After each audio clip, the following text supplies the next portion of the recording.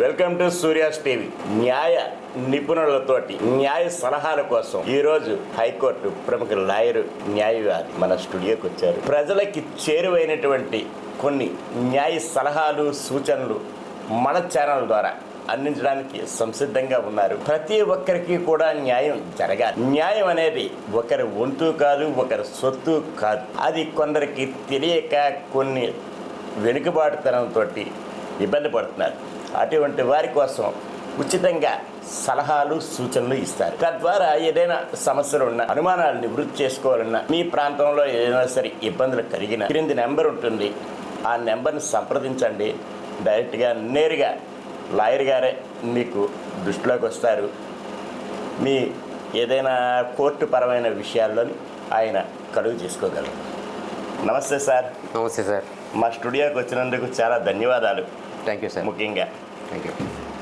న్యాయం ఒకరి వంతు కాదు, ఒకరి సొత్తు కాదు. న్యాయం ఉన్న దగ్గరే న్యాయం జరగాలి. న్యాయాలు నిర్ణయించడం అనేది కోర్టులు. తప్పు చేసిన వాళ్ళు, రైట్ చేసిన వాళ్ళు ఇద్దరు కూడా వస్తారు. అవును సార్. న్యాయం కొందరికి ఏంటంటే వాళ్ళ వల్ల న్యాయం ఉన్నప్పటికీ కూడా ఇబ్బంది పడుతున్నారు. అటువంటి వాళ్ళని నివృత్తి చేయడానికే మీ వృత్తి. అవును సార్. కొన్ని విషయాలు తెలియక ఇబ్బంది పడుతున్నారు జనాలు. అవును సార్. అవును. దాంట్లోని ఒక లీగల్ ఒపీనియన్ తెలుసుకోవాలి. ఎగ్జాక్ట్లీ. ఎన్నో లొసుగులు ఉన్నాయి, ఎన్నో లా పాయింట్లు ఉన్నాయి. ప్రతి విషయంలోని తవ్వుతున్న కొలది కోకొలలు వచ్చేటువంటి సమస్యలు, వాటికి నివృత్తి కోసం మార్గాలు కూడా ఉంటాయి. అవును. లా అనేసరికి ఏదో మర్డర్ కేసో లేకపోతే చెక్ బౌన్సో లేకపోతే కాదు.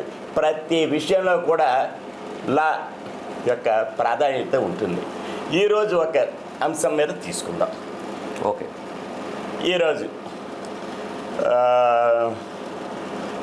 వీలునామా. ఓకే.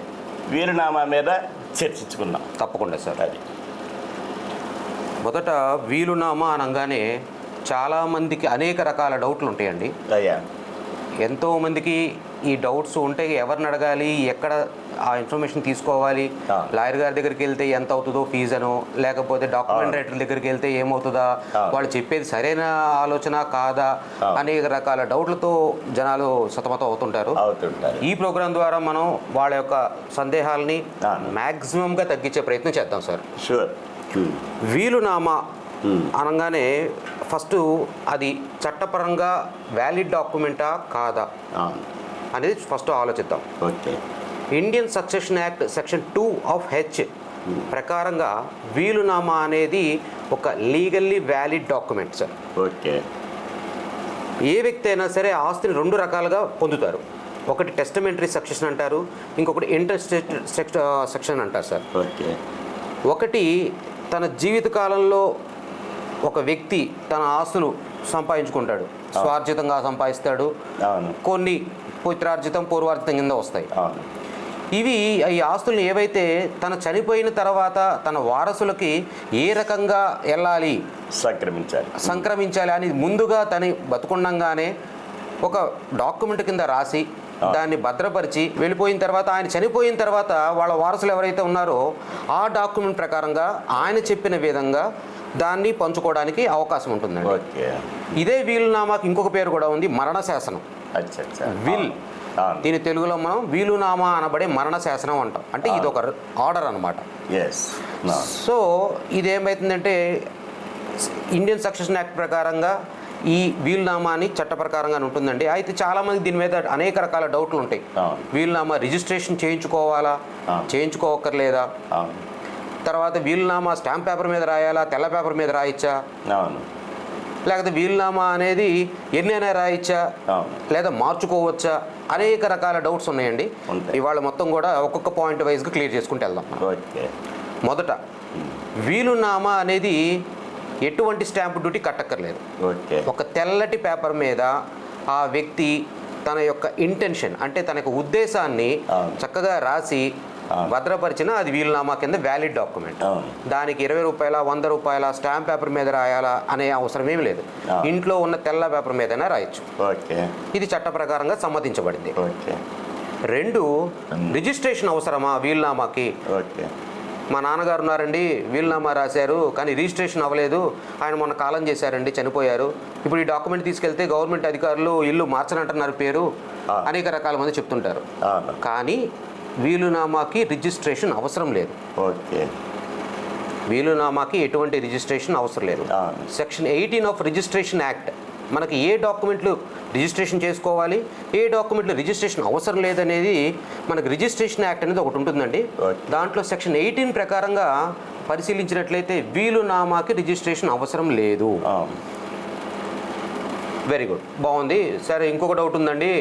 మా నాన్నగారు ఒక వీలునామా రాశారు, తర్వాత మా చెల్లెలు ఇంటికి వెళ్ళారండి, ఆవిడ లాస్ట్లో ఏదో ఆవిడ సపరేలు చేశారంట, ఆవిడ ఇంకొక ఏదో కాగితం తీసుకొస్తుందండి, బలవంతం పెట్టారండి అని తెస్తుంటారు. ఈ విషయంగా మనం చెప్పదలసింది ఏంటంటే, ఒక వ్యక్తి తన జీవితంలో ఎన్ని వీలునామాలైనా రాయొచ్చు, మార్చుకోవచ్చు, పాత వీలునామాని క్యాన్సిల్ చేసుకోవచ్చు. ఓకే. మరి ఏది సరే, 10 వీలునామాలు ఉన్నాయండి, ఏ వీలునామా వ్యాలిడ్ అని వస్తే చనిపోయే టైంకి ఏదైతే చివరి వీలునామా ఉంటుందో అదే వ్యాలిడ్ డాక్యుమెంట్. డేట్ను బట్టి డెత్ సర్టిఫికేట్ ఉంటుంది. డెత్ సర్టిఫికేట్ ముందు రోజో లేదా ఎప్పుడు దగ్గరలో డేట్, చివరి వీలునామా ఏదైతే ఉంటుందో ఆ వీలునామానే ఫైనల్ డాక్యుమెంట్ అవుతుంది. అంతకుముందు 100 రాయనండి, 1000 రాయనండి, అవన్నీ కూడా ఇన్వాలిడ్ డాక్యుమెంట్స్. ఓకేనా సార్? సో వీలునామా అనేది ఎన్నైనా రాసుకోవచ్చు అని చెప్పుకుంటున్నాం. అయితే దీనికి మెయిన్ ఏమేమిటి సార్ ఎసెన్షియల్ రిక్వైర్మెంట్స్ అంటే అవసరమైనవి ఏమిటి? 3 కండిషన్స్ ఉంటాయి సార్. 1, రాసే వ్యక్తి మేజర్ అయి ఉండాలి. 2, అతను యొక్క మైండ్ సౌండ్ మైండ్, అంటే దాని ఉద్దేశం ఏంటంటే ఆరోగ్యకరంగా ఉన్నటువంటి హృదయం, అంటే మైండ్ పర్ఫెక్ట్గా ఉండాలి. సపోజ్ ఏ యాక్సిడెంట్ టైంలోనో ఏ మైండ్కి సంబంధించిన రోగంతో బాధపడుతూనో హాస్పిటల్లో కూర్చొని వీలునామా రాశాడు అంటే అది కరెక్ట్ కాదు. సౌండ్ మండే ఉండాలి.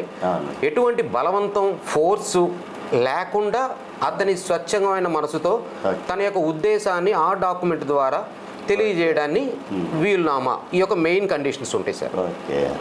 మరణశయ్యపై ఉంటూ వీలునామా రాయడానికి సిద్ధపడతారు. వాళ్ళు సంతకం పెట్టే వ్యక్తులు కూడా వేలిముద్ర వేస్తారు.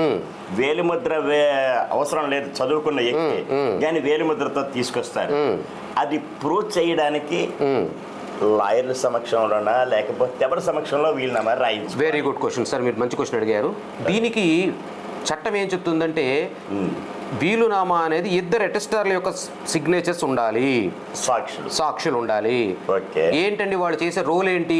మనకి ఇప్పుడు మన ప్రామిసర్ నోట్లో సాక్షులు సంతకం పెట్టిస్తాం.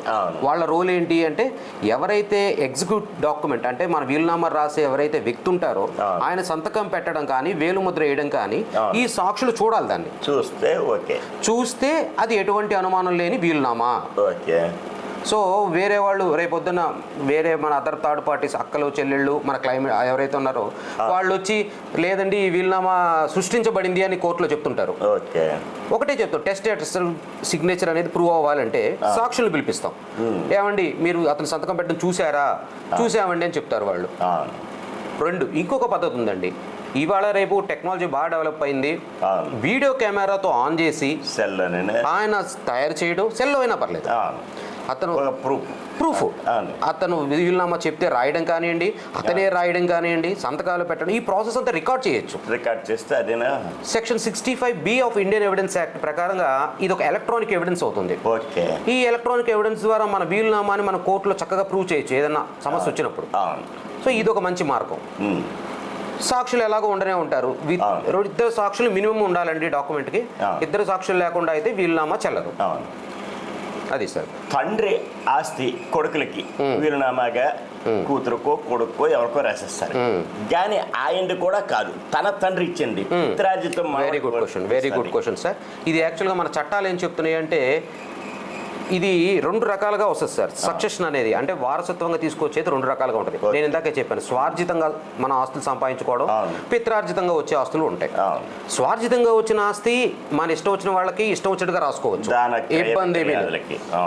క్రయ విక్రయాది హక్కులతో సమస్త పూర్తి హక్కుల్ని కూడా మీరు మీ అబ్బాయికి ఇస్తారా లేకపోతే మీకు ఇష్టమైన వాళ్ళకి ఇస్తారా అది మీ ఇష్టం, అభిమానులకు ఇస్తారా అభ్యంతరం లేదు. కానీ మనకి పిత్రార్జితం లేదా పూర్వార్జితం లేదా తాత ముత్తాతల నుంచి వస్తున్న ఈ ఆస్తులు పరంపరంగా వస్తుంటాయి. దానిలో హక్కు వీలునామా ద్వారా చెందడం కుదరదు సార్. కుదరదు. అదే అప్పుడు ఏమవుతుందంటే ఆ హక్కులో మనకు ఏదైతే మనం అనుభవిస్తున్నామో, మనకు మగపిల్లలు పుట్టే ఉంటారు ఆ టైంకి, వాళ్ళకు కూడా షేర్ ఉంటుంది అందులో. ఓకే. సో వాళ్ళ షేర్ని మనం ఇగ్నోర్ చేసేసి మనమే వీలునామా రాసేసుకొని నా ఈ హక్కు అంతా కూడా నా ఆడపిల్లకి ఇస్తున్నాను, వేరే వాళ్ళకి ఇస్తున్నాను అనేది కాదు. మీ స్వార్జితమైన హక్కుని, మీ స్వార్జితమైన ఆస్తిని చక్కగా రాసుకోవచ్చు. ఓకే. ఇంకా ఒకరికి రిజిస్ట్రేషన్ చేసేసారు, రిజిస్ట్రేషన్ చేసామని తెలియదు ఎవరికి, కానీ వీలునామా రాయవలసి వస్తుంది బలవంతం మీద. Very good. అప్పుడు పరిస్థితి ఏమిటి? ఇది చాలా మంచి క్వశ్చన్ సార్. యాక్చువల్గా రిజిస్ట్రేషన్ నేను ఇందాక చెప్పాను, రిజిస్ట్రేషన్ అనేది కంపల్సరీ కాదు మన ఇండియాలో. మన వీలునామాలు ఏవైతే ఉన్నాయో unregistered wills are absolutely valid. Okay. అయితే రిజిస్ట్రేషన్ చేసిన తర్వాత దానివల్ల రిజిస్ట్రేషన్ చేయడం వల్ల ఒక మంచి ఉపయోగం ఉందండి. మంచి పాయింట్ మీరు అడిగింది.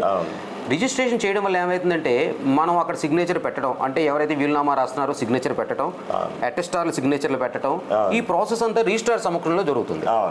వాళ్ళ కెమెరాస్లో ఉంటారు, మొత్తం అంతా ఉంటుంది. సో మన వీలునామాని అనుమానించే పరిస్థితి ఉండదు.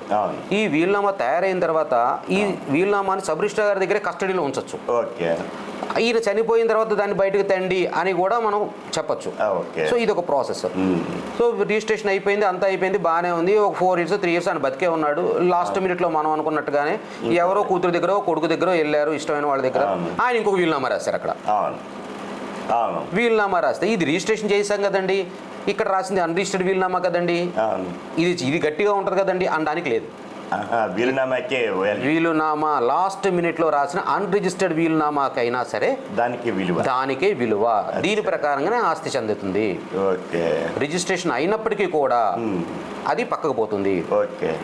ఎప్పుడైనా వీలునామాకు ఉన్న ముఖ్య లక్షణం ఏంటంటే ఆ రాసే వ్యక్తికి తన జీవిత కాలంలో ఆ వీలునామాని మార్చుకోవడానికైనా కావచ్చు, రద్దు చేసుకోవడానికైనా కావచ్చు, రిజిస్ట్రేషన్ అయినా కానీ కొత్త వీలునామా రాసి గతంలో నేను పలానా డాక్యుమెంట్ రిజిస్ట్రేషన్ వీలునామా చేశాను, దాన్ని నేను ఈ రోజున ఈ వీలునామా ద్వారా దాన్ని రద్దుపరుస్తున్నాను అని అన్రిజిస్టర్డ్ వీలునామాలో రాయొచ్చు. అన్రిజిస్టర్డ్ వీలునామాలో రాసి ఇది నా ఫైనల్ టెస్టిమెంట్, అంటే ఇది నా చివరి మరణ శాసనం అని చెప్పడం జరుగుతుంది. దీని ద్వారా వీలునామా అనేది లాస్ట్లో రాసిన వీలునామా అనేది ఫోర్స్ఫుల్గా ఉంటుంది. అయితే ఈ విషయంలో సార్ యాక్చువల్గా మన చట్టాల్లో 2 రకాల వీలునామాలు ఉంటాయి. ప్రివిలేజ్డ్ విల్, అన్ప్రివిలేజ్డ్ విల్ అంటారు దాన్ని. ఇప్పుడు సపోజ్ మన యుద్ధాల్లో సైనికులు ఉంటారు, లేదా ఆకాశంలో వెళ్ళే ఎయిర్ నేవీ వీళ్ళు ఉంటారు. వీళ్ళకి సపరేట్గా చట్టం ఏం చేసిందంటే వాళ్ళకి వెసులుబాటు ఇచ్చింది. వీలునామా ఓరల్గా చెప్పండి, నోటితో చెప్పొచ్చు చనిపోయే ముందు. అటెస్టేషన్ మనలాంటి వాళ్ళందరికీ కూడా అటెస్టేషన్ అంటే సిగ్నేచర్స్, విట్నెస్లు ఎవరైతే ఉన్నారో వాళ్ళు సంతకం పెట్టాలి, కానీ వాళ్ళకి అవసరం లేదు అది. దీన్ని ప్రివిలేజ్డ్ విల్ అంటారు. అన్ప్రివిలేజ్డ్ విల్ అంటాం ఇంకొకటి. మిగతా ఎవరైతే సామాన్య జనాలు ఉన్నారో వాళ్ళందరూ రాసేది అన్ప్రివిలేజ్డ్ విల్ అంటాం దీన్ని మనం. ఇది మాత్రం కంపల్సరీగా రూల్స్ ఫాలో అవ్వాలి. ఇద్దరు అటెస్టేషన్ కంపల్సరీ ఉండాలి. Intention should be clear. ఏదైతే వాళ్ళు ఈ కొరేషన్, ఫ్రాడ్, ప్రెషర్ లేకుండా స్వచ్ఛమైన మనసుతో వాళ్ళ యొక్క చరాస్తులు ఏమైనా కానియచ్చు, చరాస్తి కావచ్చు, స్థిరాస్తి కావచ్చు, చక్కగా వాళ్ళకి ఎవరికి చెందాలనుకుంటున్నారో డిస్క్రిప్షన్ ఆఫ్ చక్కగా ప్రాపర్టీస్ ఇచ్చుకుంటూ పలానా ఏరియాలో పలానా భూమి ఉంది, పలానా ఏరియాలో పలానా ఫిక్స్డ్ డిపాజిట్లు ఉన్నాయి, ఏవైతే ఉన్నాయో అవి నా చిన్న కొడుకు ఇస్తున్నాను, పెద్ద కొడుకు ఇస్తున్నాను, నా భార్యకి ఇస్తున్నాను, ఇట్లాగా రాసుకుంటూ ఆయన ఒక దగ్గర సేఫ్గా పెట్టున్నారనుకోండి. చనిపోయిన తర్వాత విత్ డెత్ సర్టిఫికేట్ ప్లస్ ఈ వీలునామా ఈ 2 కలిస్తే ఒక టోటల్ వ్యాలిడ్ డాక్యుమెంట్ అవుతుంది. కబ్జా చేస్తారు ఒక ల్యాండ్స్, ఒక మోతుబరి సన్నకారుని చిన్నగారు ఇలాగా కబ్జా చేసి వాళ్ళు డాక్యుమెంటరీస్ కూడా వాళ్ళ పేరు మీద సృష్టించుకుంటారు. కానీ వీళ్ళ దగ్గర ఒక డాక్యుమెంటరీస్ ఉన్నాయి ఒరిజినల్. ఈయన వీలునామా రాయొచ్చునా? ఎవరు? మన అసలు ఆ స్థలం గల యజమాని రాయొచ్చండి. కబ్జా చేయడం అనేది ఇల్లీగల్ యాక్ట్. ఫస్ట్ పాయింట్, కబ్జా చేయడం అనేది ఇల్లీగల్. సేమ్ కాగితాలు వాళ్ళ దగ్గర కూడా ఉంటాయి కదా. ఈ కాగితాలు మన దగ్గరది ఒరిజినలా, వాళ్ళ దగ్గరది ఒరిజినలా, లేకపోతే ఇంకొకళ్ళు ఎవరి దగ్గర ఉంటే అది ఒరిజినలా అనేది డిసైడ్ చేయాల్సింది ఫైనల్ అడ్జుడికేటింగ్ అథారిటీ కోర్టు అవుతుంది. సో ఎప్పుడైతే డిస్ప్యూట్ వచ్చిందో డిస్ప్యూటే దాన్ని ఖచ్చితంగా మనం డాక్యుమెంట్ని కోర్టు సబ్మిట్ చేసి దీన్ని నల్ అండ్ వాయిడ్ అంటే ఈ డాక్యుమెంట్ రద్దుపరచండి అని కోర్టు వారిని అడుగుతాం. కోర్టు అడుగుతుంది మీరు ఏ రకంగా రద్దుపరచమంటున్నారు, మీ దగ్గర ఉన్న ప్రూఫ్ ఏంటి, మీ దగ్గర ఉన్న ఆధారం ఏంటి అంటే అప్పుడు మనం చూపిస్తాం, మా నాన్నగారు వీలునామా రాశారు, మా నాన్నగారికి ఆస్తి ఆయన కొనుక్కున్నారు, మా డాక్యుమెంట్స్ ఇలా ఉన్నాయి, వీళ్ళు మధ్యలో ఎవడో సంతకాలు పెట్టి డాక్యుమెంట్ క్రియేట్ చేసుకున్నారు అని కోర్టు వరకు సబ్మిట్ చేస్తే ఆ 2 డాక్యుమెంట్స్ చెక్ చేస్తారు, సాక్ష్యాధారాలు చూస్తారు, మనం పెట్టే సాక్ష్యాలు వాళ్ళు ఏం పెడతారు చూస్తారు, జడ్జి గారు తీర్పిస్తారు. ఈ డాక్యుమెంట్లు ఫ్రాడ్ అని తేలితే ఇది నల్ అండ్ వాయిడ్, సబ్ రిజిస్ట్రార్కి ఒక కమ్యూనికేషన్ వెళ్తుంది, ఈ డాక్యుమెంట్లు క్యాన్సిల్ చేశాం కాబట్టి ఈసీ లాంటి వాటిలోంచి తీసేసేయండి అని వెళ్తుంది. అది సార్. ఒకే స్థలం మీద 4-5 కాగితాలు కూడా పుట్టించేస్తున్నారు. అవును సార్, అవును. రియల్ ఎస్టేట్, అవును, కానీ ఏదైనా సరే. అవునండి. అసలు ఆ సమయకి మాత్రం వాళ్ళ ఇంట్లో పెట్టెలోని భద్రపరుచుకున్నటువంటి పత్రాలు ఉన్నాయి. అవును, అవును. ఎప్పటి నుంచో ఉన్నటువంటి కాగితాలు వాళ్ళు కొనుక్కున్నదో లేకపోతే పిత్రాజితం వచ్చింది మాత్రం ఉన్నది. అవును. అదే నెంబర్లు సేమ్ గా రిజిస్ట్రేషన్ చేసుకున్నట్టు, కొనుక్కున్నట్టు, కొనుగోలు చేసినట్టు వేరు వేరు వ్యక్తుల దగ్గర ఉన్నాయి. అది ఎవరికి చెందుతుంది? అసలు వ్యక్తికే చెందుతుందా? యాక్చువల్గా ఇది ఎట్లా ఉంటుందండి, ఎప్పుడైనా మీరు చెప్పిన సమస్య ఎప్పుడు వస్తుంది అంటే, ఒక ప్రాపర్టీ కొనుక్కునేటప్పుడు ఆ property document, link document, encumbrance certificate, ఇలాగా ఒక లిస్ట్ ఉంటుంది. ఆ లిస్ట్ మొత్తం కూడా ఒక లాయర్ గారి దగ్గర ఉన్న లాయర్ గారికో, ఒక మంచి లాయర్ గారు చూపించుకుంటే ఆయన చెక్ చేసి చెప్తారు. అయితే ఏ రిజిస్ట్రేషన్, డూప్లికేట్ ఆఫ్ రిజిస్ట్రేషన్ అనేది ఈసీలో బయటపడుతుంది. ఎన్కర్మెంట్ సర్టిఫికేట్స్లో మన పేరు మీద ఉందా ఆస్తి, లేదా మన ఆస్తి ఇంకెవరైనా రాసేసుకున్నారా అనేది ఈసీలో బయటపడుతుంది. మనకు తెలియకుండా వాళ్ళు మన ఆస్తి ఎక్కడైనా ఫ్రాడో, ఫోర్జరీయో, లేకపోతే అధికారుల్ని ప్రలోభ పెట్టో డాక్యుమెంట్ క్రియేట్ చేసుకున్నారే అనుకుందాం. ఒక లాయర్ గారి సంస్థలో అవి తీసుకెళ్ళి చూపిస్తే లీగల్ నోటీస్ ఇస్తారు ఆయన, లాయర్ గారు. లీగల్ నోటీస్ ఇచ్చి ఆ ఎవరైతే వ్యక్తులు ఉన్నారో వాళ్ళని సంజాయిషి అడిగితే వాళ్ళు రిప్లై చెప్పడమా, లేకపోతే వాళ్ళని కోర్టుకు తీసుకొచ్చి వాళ్ళ కోర్టులో నిలబెట్టడమా, ఆ రకంగా మన ఆస్తిని మనం ప్రొటెక్ట్ చేసుకోవాలండి కోర్ట్స్ ద్వారా. అట్లా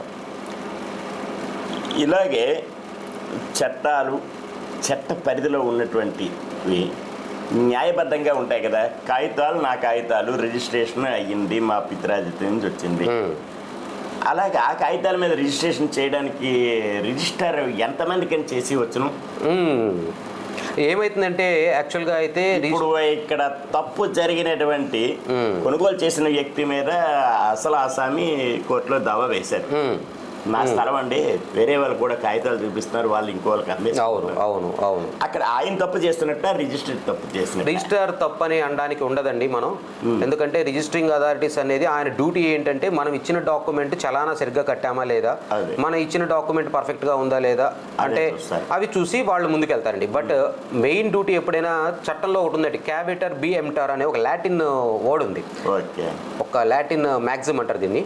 దాని అర్థం ఏంటంటే ఎవరైతే కొనుక్కుంటున్నారో వాళ్ళు జాగృతతో ఉండండి, వాళ్ళు జాగ్రత్తగా ఉండాలి. ఎప్పుడైనా కొనుక్కునే వాళ్ళది మెయిన్ రెస్పాన్సిబిలిటీ ఉంటుంది. వాళ్ళు కొనుక్కునే ముందే ఈసీ చెక్ చేసుకోవాలి, డాక్యుమెంట్స్ పర్ఫెక్ట్గా ఉందా, లింక్ డాక్యుమెంట్ ఏంటి అవి చెక్ చేసుకోవాలి. వాళ్ళకు అర్థం కాకపోతే లాయర్ గారు తీసుకెళ్తే వాళ్ళు చెక్ చేస్తారు. ఇన్ కేస్ మన ప్రాపర్టీ మీద మనకు తెలియకుండా ఇందాక చెప్పినట్లుగానే అనేక డాక్యుమెంట్స్ పుట్టినప్పుడు ఇమ్మీడియట్గా మనకు ఎప్పుడైతే తెలుస్తుందో ఆ వెంటనే మనం లేట్ చేసుకోకుండా లాయర్ గారి ద్వారా లీగల్ నోటీస్ ఇప్పించుకోవడం, లాయర్ గారి ద్వారా కోర్టుకు వెళ్ళడం, కోర్టులోకి వెళ్ళి ఆ డాక్యుమెంట్స్ అని ఇమ్మీడియట్గా ప్రజెంట్ చేయాలి. లేట్ అయింది అనుకోండి, లిమిటేషన్ యాక్ట్ అని ఒకటి ఉంటుంది మనకి, ఆ లిమిటేషన్ యాక్ట్ ప్రకారంగా మన హక్కును మనం కోల్పోతాం. లిమిటేషన్ యాక్ట్ ద్వారా హక్కును కోల్పోయే పరిస్థితి రాకుండా ఎప్పుడైతే మనం ఈరోజు ఈసీ తీసుకున్నాం, మనం ఏదో అనుకొని సబ్ రిజిస్టర్ ఆఫీస్కి వెళ్ళి ఈసీ తీసుకొచ్చాం, అందులో మన ప్రాపర్టీ మీద వేరే డాక్యుమెంట్స్ కనిపిస్తున్నాయి, మనం చేయలేదు, దాన్ని ఇమీడియట్లీగా వెంటనే ఆ డాక్యుమెంట్ ఏంటి కూడా తెప్పించుకొని సర్టిఫైడ్ కాపీస్ దాంట్లో ఎవరెవరు రాసుకున్నారు, మన సర్వే నెంబర్లు పెట్టి, మన ప్రాపర్టీ హద్దులు పెట్టుకొని, మన ఎక్స్టెంట్ని పెట్టి ఎందుకు రాసుకున్నారు వెంటనే చూసుకొని దాన్ని ఎక్కువ లేట్ చేసుకోకుండా లీగల్ ప్రొసీడింగ్స్ని ఇనిషియేట్ చేయాలి, స్టార్ట్ చేసుకోవాలి. తద్వారా వాళ్ళకి న్యాయం జరిగే అవకాశం ఉంటుంది. అసలు యజమాని, ఆ స్థల యజమాని బీరువాలోని భద్రంగా దాచుకుంటున్నాడు, ఈ లోపు ఎక్కడో కబ్జా అయిపోయిందో లేకపోతే సేమ్ డాక్యుమెంటరీస్ తోటి అక్కడ బిల్డింగే లేచిపోయింది, ఆ బిల్డింగ్ తో సైతం అసలు వాళ్ళకి వస్తుందండి కష్టపడితే. అంటే ఏమైతుందంటే బిల్డింగ్ తో సైతం అసలు వాళ్ళకి రావడం అనేది రాదు, అది కరెక్ట్ కాదు. కాకపోతే ఆ బిల్డింగ్ పడగొట్టే విధంగా కోర్టు నుంచి ఆర్డర్లు పొందొచ్చు. దాన్ని ఏమంటామంటే ఇల్లీగల్ పొసెసింగ్ ప్రాపర్టీస్ అంటాం. అచ్చా. ఎవరైతే వాళ్ళు అందులో ఉన్నారో దాన్ని మనం ఇంజెక్షన్ సూట్, మ్యాండేటరీ ఇంజెక్షన్ అంటాం దాన్ని. ఆ యొక్క మ్యాండేటరీ ఇంజెక్షన్ ద్వారా ఆ ఇల్లీగల్ కన్స్ట్రక్షన్స్ ఏవైతే ఉన్నాయో వాటిని డిమాలిష్ చేసే అధికారంగా మనం కోర్టు వారిని ఉత్తర్వులు అడగచ్చు. కోర్టు వారు పరిశీలించి నిజంగా ఆ ప్రాపర్టీ ఇల్లీగల్ గా కట్టారు, అతనిది కాదు స్థలం అని తేల్చితే అది పడగొట్టే ఆర్డర్స్ కూడా మనకిస్తారు. కానీ ఏదైనా చట్ట ప్రకారంగానే చేసుకోవాలి. అది ఫారెన్ వెళ్ళిపోయారు, ఇక్కడ కొనుగోలు చేసి అది కబ్జా చేసి వ్యవసాయం చేశారు, ఫలసాయం పొందారు ఒక 4-5 సంవత్సరాలు. ఆ ఫలసాయం మీద అధికారం వస్తుందా యజమానికి? ఫలసాయం మీద అధికారం రాదండి ఎప్పుడు కూడా. ఎందుకంటే ప్రాపర్టీయే రాంగ్, ప్రాపర్టీ మీది కాదు, వేరే ఎవరిదో ప్రాపర్టీలో మీరు ఏదేదో వాళ్ళకి తెలియకుండా ఇప్పుడు నిజంగానే ప్రాపర్టీస్ కొనుక్కొని ఫారెన్ లో సెటిల్ అయిపోతుంటారు, ఎవరికో ఇక్కడ అప్పచెప్తారు చూసుకోండి అని. వాళ్ళు ఏదో వాళ్ళ పనుల్లో వాళ్ళు బిజీగా ఉంటారు, ఈ లోపల ఏదేదో జరుగుతూ ఉంటాయి. దానివల్ల రాంగ్ యాక్ట్ వల్ల వచ్చిన రిజల్ట్ ఎప్పుడు కూడా వాళ్ళకి ఎప్పుడు బెనిఫిట్ అవుదండి.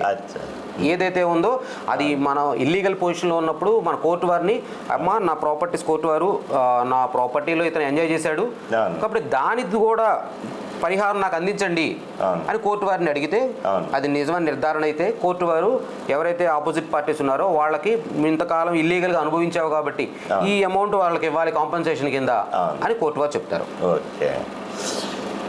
న్యాయం అందరి సొత్తు, కానీ ఇది చౌకబారుగా కూడా కొన్ని సందర్భాలు తయారైపోయింది. అవును సార్, అవును. ఒకరు చెప్పేది ఇంకోళ్ళు చెప్తారు. అవును, సేమ్ ఎక్కడైనా సరే న్యాయం జరగడం ఒకటే. అవును. ఈ ఎంఏ ఎల్ఎల్బి, బిఏ ఎల్ఎల్బి, ఇంకా బారిస్టర్ ఇలా చదువుకొని ఉండే వాళ్ళు కూడా ప్రక్కన ఉండిపోయి 10th క్లాస్ కూడా చదవని వాళ్ళు ఈ రిజిస్టర్ పక్కన ఉన్న వాళ్ళు, అవును, అదేంటంటే తాలూకాల దగ్గర ఉన్న వాళ్ళు చెప్పేస్తున్నారు. అవును, అవును, అవును సార్. నేను కూడా అదే చెప్తున్నాను సార్. మన వేరే స్టేట్స్ ఇప్పుడు తమిళనాడు కానివ్వండి, కర్ణాటక కానివ్వండి, పక్క రాష్ట్రాల్లో ఎక్కడైనా ఒక ప్రాపర్టీ కొనుక్కోవాలంటే ఒక లాయర్ చేస్తారు సార్. ఒక కాంపిటెంట్ ఎఫిషియెంట్ లాయర్ ఎవరైతే ఉన్నారో వాళ్ళే మొత్తం స్టార్టింగ్ కాడి నుంచి చూడాలి, సేల్ అగ్రిమెంట్ కాడి నుంచి స్టార్ట్ చేసి సేల్ డీడ్ అయ్యే వరకు కూడా టోటల్ ట్రాన్సాక్షన్స్ మొత్తం పూర్తి చేసి సబ్ రిజిస్ట్రార్ కూడా లీగల్ సర్టిఫికెట్ లాగా లీగల్ ఒపీనియన్ ఉంటే కానీ వాళ్ళు రిజిస్ట్రేషన్ చేయరు. బట్ మన ఆంధ్రప్రదేశ్ తెలంగాణలో ఇంకా ఆ పద్ధతి ఇంప్లిమెంట్ కాలేదు. అది ఇంప్లిమెంట్ అయిందనుకోండి, ఈ జనాలు ప్రజలు ఎవరైతే ఉన్నారో ఇన్నోసెంట్ పీపుల్, అమాయక జనాలు మోసపోకుండా అనేక రకాలుగా కోర్టు చుట్టూ తిరగకుండా డబ్బులు ఖర్చు పెట్టుకోకుండా ఏదైతే ఉందో అక్కడే అయిపోతుంది, క్లియర్ అయిపోతుంది. ఏదైనా ఉన్నా లాయర్ గారు చెప్తారు ఇది ఇలా జరుగుతుంది, ఇది ఇలా లేదు, ఇది కరెక్ట్ కాదు, ఇది కరెక్ట్ అని. 1-2 లాయర్లు ఒకవేళ ఏదైనా డౌట్ ఉంటే చూసుకొని సరైన వ్యవహారంలో సరైన పద్ధతిలో వెళ్తే ఈ లిటిగేషన్ నుంచి దూరంగా ఉంటారండి. ఈ రకంగా జరుగుతుంటుంది. మంచి సూచనలు, సలహాలు ఇచ్చారు. ప్రతి ఒక్కడికి చేరువుగా న్యాయం ఉండాలి. న్యాయబద్ధంగా సంక్రమించిన ఆస్తుల్ని స్వార్జితం అవ్వచ్చును, పిత్రార్జితం అవ్వచ్చును, అటువంటివి ఎవరికి దక్కాలో వారికి దక్కితేనే అందం. అనవసర ప్రలోభాలకి పోయి వేరే వాళ్ళ ఆస్తులను కొట్టేయాలనుకున్నా సరే చట్టాలు చూస్తూ ఊరుకో. మంచి న్యాయ సలహాలు, సూచనలు మా ప్రేక్షకులకి అందించారు. ఇలాగే మరికొన్ని సలహాలు, సూచనలు అందిస్తూ ఉండాలి. మీ పేరు మొదట అడగవలసింది ఇప్పుడు అడుగుతాను. నా పేరు మహేష్ కుమార్ అండి. మహేష్ కుమార్. అవునండి. ఇక్కడ ఆంధ్రప్రదేశ్ తెలంగాణ హైకోర్టులో న్యాయవాదిని. అనేక మంది సమస్యలకి ఇట్లానే చేస్తూ ఉంటాం. మీ ఛానల్ ద్వారా జనాల యొక్క సమస్యలు తీరుతాయంటే చాలా ఆనందంగా ఉంటుంది. తప్పకుండా నేను ఈ సలహాలని మీకు చక్కగా ఇస్తుంటాను. ఇది పక్కన పెడితే జనరల్గా మాట్లాడుకున్న విషయం, ఓ లాయర్ న్యాయబద్ధంగా ఎవరైనా అన్యాయం అయిపోతున్న వాళ్ళ కోసం న్యాయం చేసేమన్న ఫీల్డ్ తోటి ఆ వృత్తిని ఎంచుకున్నారు. అవును, ఖచ్చితంగా. వాళ్ళు గెలిచే విధంలోని వాళ్ళకి ఆత్మతృప్తి ఉంటుంది. సంపాదన అనేది కష్టానికి ఫలితం. అవును, అవును. ఆత్మతృప్తి అనేది నేను మంచి చేశాను, వాడికి దక్కేటట్టు చేశాను, అవును అన్న ఆత్మతృప్తి. అవును, అవును. ధర్మబద్ధంగా ఉన్నప్పటికీ కూడా మరణ శాసనం ఆ మనిషికి ఉరిశిక్ష చేయవలసి వచ్చినప్పుడు ఆ జడ్జి గారు లాస్ట్లోని నింబు అంటే పాలి పెన్ను ఇరిపేస్తారు. అవును, ఇరుపుతారు. అంటే ధర్మాలు, చట్టాలు ఆయన్ని ఉరి తీయమన్నప్పటికీ కూడా ఈయన మనస్సాక్షికి ఒక మనిషి నిండు ప్రాణం పోతున్నాడనే బాధతో. అవును, కరెక్ట్. అవును. అలాగే తలయారి, ఉరి వేసే తలయారి కూడా క్షమాపణ చెప్పుకుంటూ అవును ఉరి వేస్తాడు. అవును. ఆయన వృత్తి ధర్మం, అంతే. కానీ వీళ్ళు చేసిన తప్పుకి శిక్ష. అవును అవును అవును అవును. ఇలాంటి న్యాయ సూచనలు సలహాలు కూడా మన ఛానల్ ద్వారా తెలుసుకుందాం. ఈయన ఫోన్ నెంబర్ ఇందులో ఉంటుంది. ఖచ్చితంగా ఎవరికైనా సలహాలు సూచనలు కావాలంటే అడిగి తెలుసుకోండి. ఇంకా కొన్ని విషయాల మీద ఈరోజు వీలునామా గురించి తెలుసుకుందాం. రేపు విడాకుల చట్టం మీద, లేకపోతే ప్రామిసరీ నోటు మీద, అప్పులు ఇచ్చే విధానంలో కూడా ప్రతి విషయంలో కూడా చర్చించుకొని సూచనలు ప్రజలకు చేరువ చేద్దాం. తప్పకుండానండి. నమస్కారం. నమస్కారం సార్. నమస్కారం.